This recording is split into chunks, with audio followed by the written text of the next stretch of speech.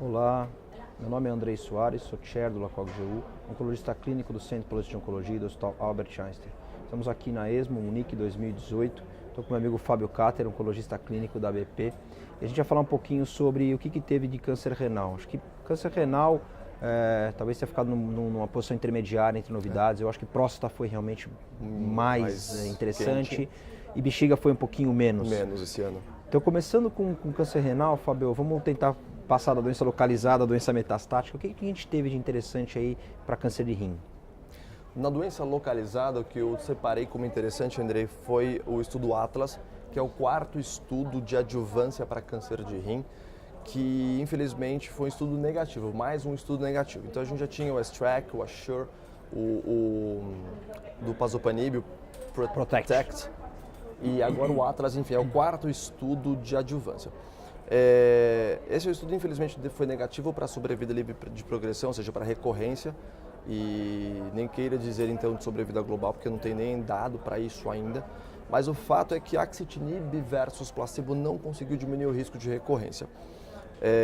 O hazard foi de 1,07, enfim, completamente igual a placebo. Acho que a grande crítica desse trabalho, André, foi o fato dos autores terem selecionado os pacientes de mais baixo risco. Eles poderiam, então, incluir pacientes a partir de PT2, independente do Furman. Então, a gente nem pela classificação de UCLA que você tenta colocar intermediário ou exatamente, alto, eles não entravam, T3, né? Com grau ou alto, Furman alto, ou entendeu? performance. Exatamente, né? Justamente o S-Track, que é o único positivo deles todos, acabou nichando para esse grupo de mais alto risco, pelo menos o intermediário, para conseguir mostrar um benefício do TKI-VEGF como diminuidor da recorrência do câncer de rim. E a grande crítica, é óbvio, eles tentaram fazer uma análise dos pacientes de mais alto risco, mas fica com uma análise subgrupo e o estudo, então, no geral, é negativo. É o 3º estudo negativo, o ASSURE já tinha sido negativo, o PROTECT já tinha sido negativo e o Atlas agora é negativo, a gente só tem o STRAC positivo. Na discussão, enfim, que foi feita sobre o artigo, justamente fica aquela dúvida se a gente acaba selecionando mal, se a droga não é efetiva, ou se a gente não tem nenhum biomarcador, a gente oferece o TKI do VEGF para todo mundo e isso talvez não seja a melhor opção. Algumas peculiaridades do estudo que a gente consegue ver em relação aos outros é que é o primeiro estudo que alonga o uso até por 3 anos, né? Então, se você olhar, tiveram pacientes que tomaram 20% dos pacientes chegaram a tomar 36 meses da medicação. Eles tinham que tomar 2 anos, mas eles podiam até 3 anos, e 20% recebeu até 3 anos. Como você falou, a população de muito baixo risco, né, implementando PT2, mas assim como o S-Track, ele tem um resultado muito conflitante, porque a sobrevida livre de recidiva no endpoint primário, que era a avaliação independente, foi negativa, mas na avaliação do investigador para os pacientes de alto risco, ela foi positiva, né? Então, quer dizer, um estudo de novo ruim. Ele repete praticamente os mesmos números de toxicidade grau 3 ou maior, de 60% para os pacientes, né? De axitinib, exatamente, o que é difícil você tolerar isso por 2, 3 anos numa população que não tem doença. Eu achei extremamente desafiador você oferecer esse tanto de toxicidade. Então você fala, vamos pegar então na avaliação do grupo de maior risco, enfim, e você oferecer 60% de toxicidade para uma população não doente é difícil. Chegando quarta-feira, muda alguma coisa para você? Não muda absolutamente nada. Eu acho que a adjuvância para câncer de rim ainda é um tema controverso. No meu entendimento, ela deve ser oferecida para pacientes extremamente bem selecionados, de muito mais alto risco, uma doença mais localmente avançada, ou principalmente gânglio positivo. Então, no máximo, eu ofereceria para essa população. Mas, na minha prática, no geral, não muda, acho que é só observação mesmo, por enquanto. A melhor recomendação talvez seja procurar um serviço com estudo clínico, né? Exatamente. A adjuvância, eu acho que a gente ainda está oferecendo, e a gente tem discutido isso bastante, né, André, e nacionalmente falando, que hoje em dia a melhor opção para tratamento adjuvante é procurar algum centro que tenha algum estudo clínico em adjuvância para ser incluído, né? Vamos passar para o estudo mais interessante em rim, Javelin. Javelin 101. O que ele mostrou para a gente? Então, a primeira vez que o Avelumab dá as caras, né, eu acho que no Brasil a gente não tem aprovação, quer dizer, a gente tem aprovação do Avelumab acho que para Merkel só, que é um câncer de pele raro, enfim. mas para os tumores mais frequentes, se é que eu posso chamar o câncer de rim como sendo um deles, mas enfim, é a primeira vez que a gente tem o Avelumab dando as caras nesse cenário. Então o Javelin foi a combinação do Avelumab, um anti-PD-L1, com o Axitinib, que é um VEGF de segunda geração, enfim, e foi comparado com o Sunitinib, que é o braço padrão, em dose padrão, né, 4 para 2 semanas, para a população de primeira linha metastática para todo mundo. Então, risco baixo, intermediário e alto. O endpoint era sobrevida livre de progressão.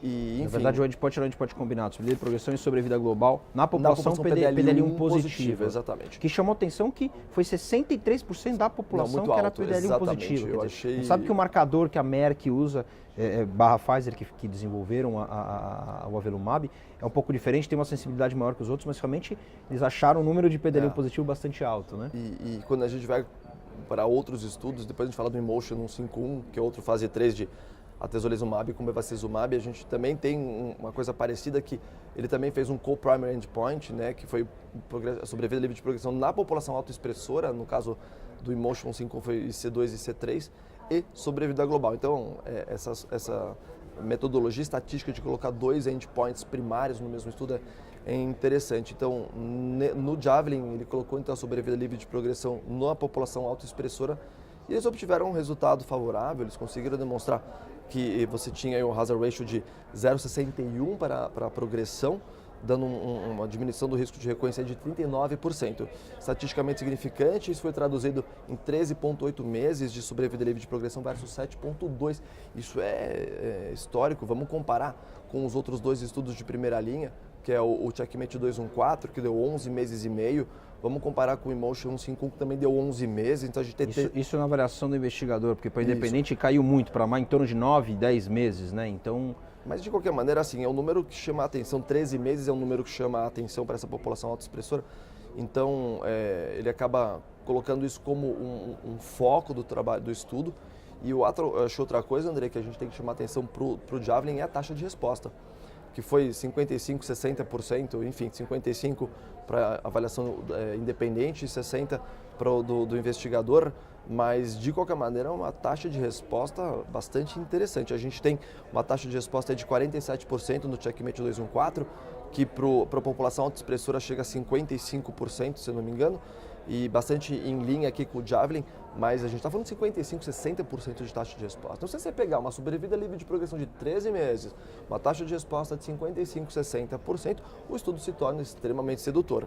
E eu acho que ele briga de igual para igual com os outros 2, o Emotion 151 e com o Checkmate 214, a não ser...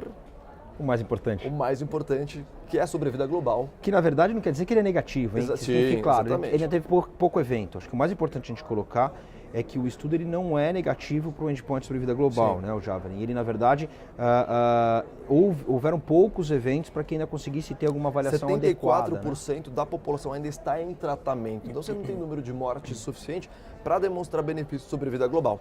Então, a sobrevida global não foi significativa. E aí é o contraponto, porque o Checkmate 214, aí você tem 30% de redução de...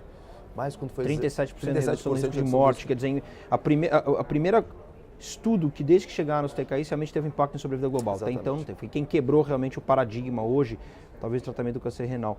E falando em taxa de resposta, a única coisa que a gente não tem, mas potencialmente é o tempo, é a resposta completa. Se a gente avaliar 4% só de resposta completa, se a gente for comparar esse número no Checkmate 214, isso vai para 8%, 9% no Emotion 151. E se a gente pega o Checkmate 214 na população PD-L1 positivo, pula para 16%. Então a gente espera que talvez algumas respostas parciais tornem-se completas, mas isso ainda chama muito atenção em relação a isso. O que chama atenção é que assim, eles tiveram... os eventos colaterais foi mais diarreia e hipertensão relacionadas ao Axitinib mesmo. E eu acho assim, André, em termos de continuidade de tratamento, A descontinuidade foi de 4% só no Javelin. Versus 22 versus no checkmate. 22 no checkmate. Ou seja, talvez em termos de toxicidade, quando você, por exemplo, não tem um paciente tão fit, que você tem medo da toxicidade da combinação ipilimumab com nivolumab, talvez oferecer o axitinib com o avelumab seja menos tóxico e você consiga reproduzir esses benefícios que a gente acabou de discutir.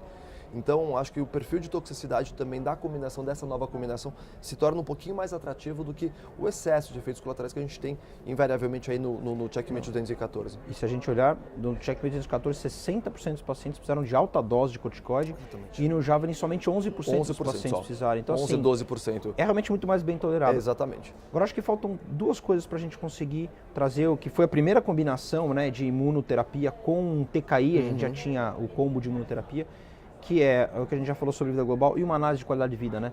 Querendo ou não, com essa toxicidade que a gente tem no checkmate 214, o gráfico de qualidade de vida ele é muito melhor para o combo, né?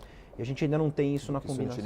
Não tem, eu acho que porque o estudo é mais recente também, provavelmente isso vai ter que vir à tona, mas é que como o estudo, o 214 já é mais maduro, ele já consegue oferecer para a gente mais dados, né, de segurança. Não podemos esquecer que provavelmente aí no ASCO-GU, ou eles vão tentar algum evento antes, a gente vai ter os resultados de pembrolizumab com axitinib, que já tem um press release, a gente não tem números, mas falando que a combinação é positiva para os dois endpoints, na primeira análise interina, sobre vida de progressão e sobre vida global. Isso vai colocar a prova, porque assim, a gente tem axi com avelo e vai ter axi com pembrolizumab, qual vai ser a melhor combinação, vamos esperar aí o difícil é que esses estudos eles acabam avaliando populações um pouco diferentes, né? O Javelin acabou avaliando all comers em termos de risco, mas população PDL1 positivo. O Checkmate acabou avaliando, na verdade, independente do PDL1, mas pegou só risco intermediário. Então assim, a gente fica um pouco difícil de saber como que a gente vai lidar então, mas mesmo assim, acho que é legal a discussão, André, porque se a gente está oferecendo ipinivo para a população de risco intermediário e desfavorável, né, de alto risco, o Javelin já coloca todo mundo. Ele demonstra o benefício da sobrevida livre de progressão na população autoexpressora, inclusive no risco baixo, favorável.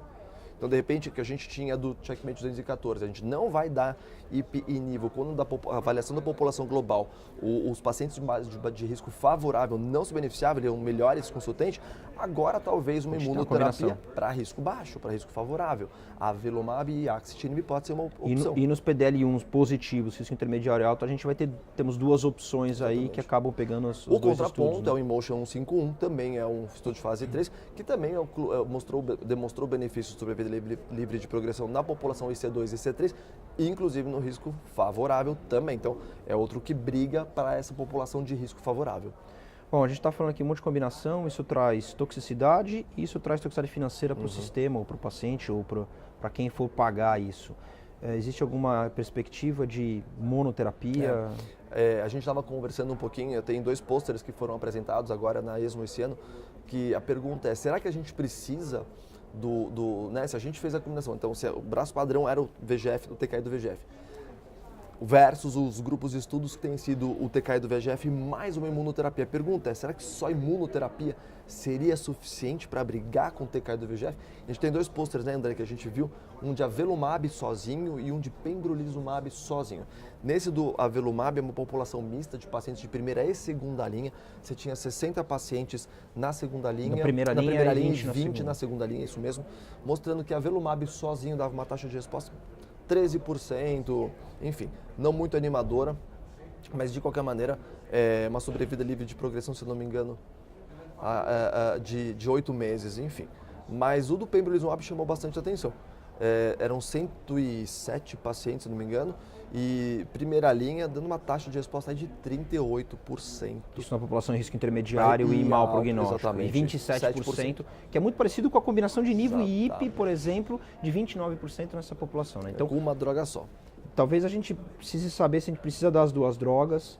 Isso aí um paper recentemente, na verdade, fresquinho ontem, mostrando sobre a expressão de PDL1 e PDL2, por exemplo, no sítio primário e metastático, há uma pequena diferença.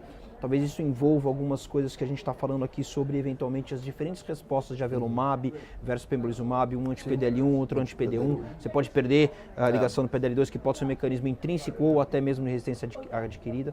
Mas o que a gente está falando, o que a gente teve aqui então de biomarcador, para talvez selecionar quem vai para antiangiogênico, quem vai para imunoterapia, ou talvez quem vai até para combinado. O que a gente está começando a ver em câncer de rim? Teve uma avaliação do IMotion 151, que é o do atezolizumab com bevacizumab versus sunitinib primeira linha, onde eles conseguiram, através de um painel de descrição gênica, enfim, selecionar 2 grandes grupos, o de angiogênese e o de rico enriquecido em células T. E do IMotion 151. E eles perceberam que os pacientes de risco mais favorável, eles tinham mais expressão antiangiogênica e menos T efetora. Então, provavelmente, esses são os pacientes que melhor derivam benefício de antiangiogênico. E talvez uma explicação do porquê que sunitinib consegue ser tão eficiente quanto para a população de risco favorável. Até melhor, no 214. Até melhor, né? Exatamente. Então, mas quando você vai piorando o risco do paciente, o intermediário alto, você perde essa superexpressão angiogênica, você começa a melhorar a expressão T efetora e aí começa a entrar justamente o papel da imunoterapia. E curiosamente, eles conseguiram correlacionar isso também com o tipo sarcomatoide. Eles perceberam que o tipo sarcomatoide tinha muito mais expressão T efetora do que angiogênica. Então, do ponto de vista prático, eles acabaram nichando o atezolizumab com o bevacizumab para a população com variante sarcomatoide, porque no fundo, intrinsecamente, ela reflete molecularmente um ambiente mais T enriquecido, mais imunoinfiltrado. Aparentemente uma correlação com expressão de PDL1, e que a gente, rapidamente para falar, para fechar aqui, tem os dados da avaliação do Meteor e Cabosan, que são esses de primeira linha o Cabosan, de cabozantinib versus sunitinib, fase 2, e na segunda linha o Meteor, que é cabozantinib versus everolimus, fase 3, mostrando que a expressão de PDL1 é pior prognóstico nesses pacientes, mas que o cabozantinib ele acaba meio que performa melhor exatamente o mau benefício prognóstico da expressão do PDL1. Ele funciona para os dois, assim, a expressão é prognóstica no sentido, determina um prognóstico pior para os pacientes, mas o cabozantinib acaba sendo superior, enfim, aos seus players, tanto o sunitinib quanto o everolimus em primeira e segunda linha nesses 2 estudos. Eu acho que a impressão, pelo menos o PDL1, não dá para a gente, pelo menos no ambiente TKI, ele acaba sendo só prognóstico, não preditivo. Acho que é só essa a mensagem que fica. Eu acho que a mensagem que fica é que a gente também tem estudos interessantes, as combinações, monoterapia e provavelmente está chegando perto de biomarcadores. Fábio, queria te agradecer. Esperamos você aqui em outra gravação. Obrigado. Obrigado.